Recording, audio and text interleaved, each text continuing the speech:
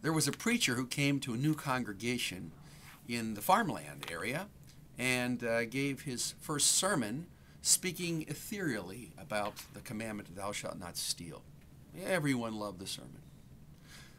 The following week, he decided to expand on it a little bit, and looking around and seeing it was an agricultural community with a lot of animals, gave a sermon about stealing and said, thou shalt not steal chickens or cows.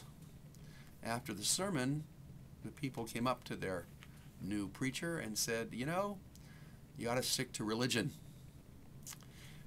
Of course, there's a difference between speaking in general and being specific. This week's Torah portion, Kedoshim, is about the specifics.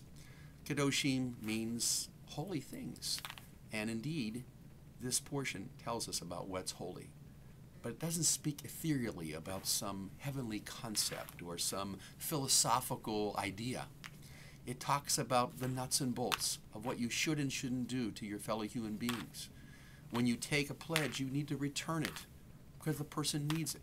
When someone works for you, you need to pay them right away and not keep the money. It's theirs. They've earned it. These are the nuts and bolts of everyday life. That is what holiness is about in Judaism. So when we speak about our faith, our religion, it's not some removal from everyday life, a respite from the demands of our jobs and our family life.